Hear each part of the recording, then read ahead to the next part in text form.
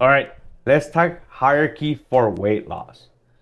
What I mean with this is what are the most important things you should be doing to proceed to lose weight?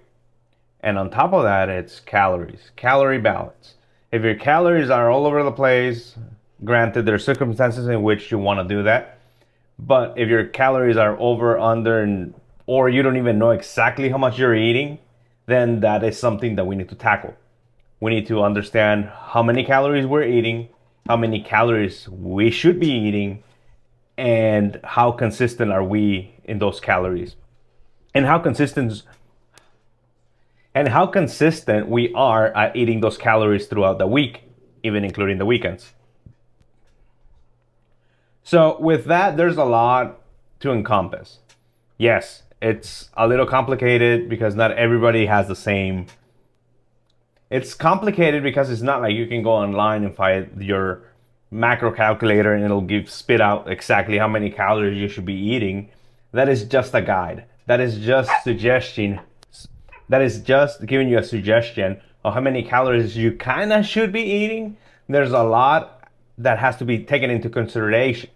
There's a lot that has to be there's a lot that has there's a lot that has to be taken into consideration. How much you move throughout the day? Are you working out? How is your sleep? There's a lot of things that can actually impact your metabolic rate. And those calculators are based kind of a shooting at average. So one of the things that I enjoy doing, and it gives you a better baseline of where the client is track your calories for a week.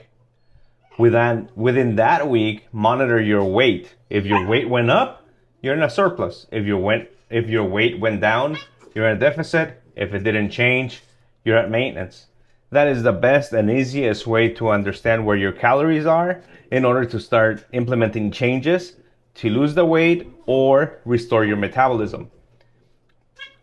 The restoring of the metabolism, it's what it sounds, right?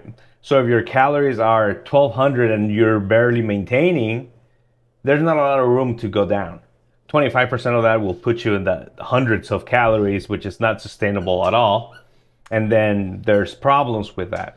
So at that point, there's steps that need to be taken to increase your metabolic rate.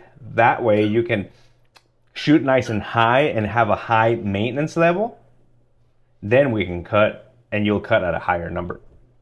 So a lot of my experience that has happened is that we start cleaning up the diet here and there. And by eating more, a lot of people lose weight.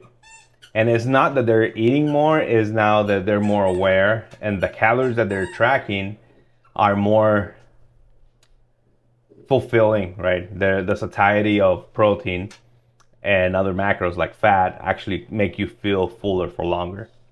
So going back, calories are your number one primer to losing the weight. Hierarchy 2 on this list is your macros, in particular your protein. So as I mentioned, calories can fluctuate your weight up and down, but the protein intake that you take, the protein into your diet, will dictate where that weight is coming from. It's a fat and muscle or just fat, right? So the more protein you have, typically you want to shoot for 1 pound per gram of protein, or 1 gram per pound of. Your protein should be 1 gram per pound of body weight.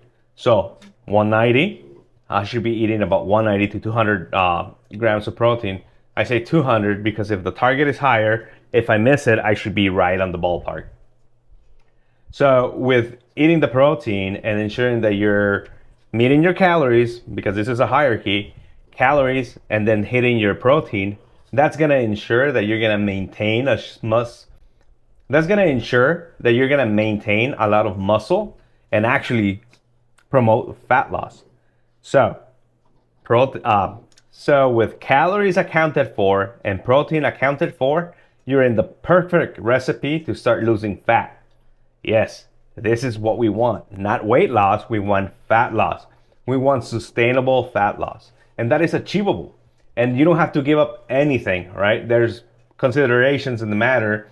Yeah, you can't binge on ice cream and beer and expect to hit the calories and be all fine and dandy. There's a balance. And the process, the journey of the fat loss journey, getting into shape and all that, that is the process. Going through the process, enjoying the process. The more you enjoy the process, the more sustainable it is. The more sustainable it is, the longer that weight loss is gonna go. How many of you have actually dieted? That's not me. How many of you have actually dieted and got into spectacular shape and whatnot? 2 3 months or a year later, you're back to where you were before you even started dieting, or even higher, right? So, as I mentioned in the previous video, you can white knuckle it through, but if you don't build that sustainable infrastructure of knowing what 8 ounces of chicken provides as far as protein, or how much protein a day you should be eating, you get a ballpark. So you get a ballpark of how much you should be eating.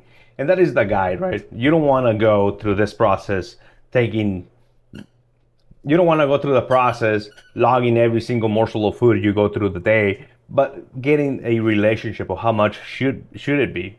There's instances where, yes, you don't have to track. You can actually enjoy life, right?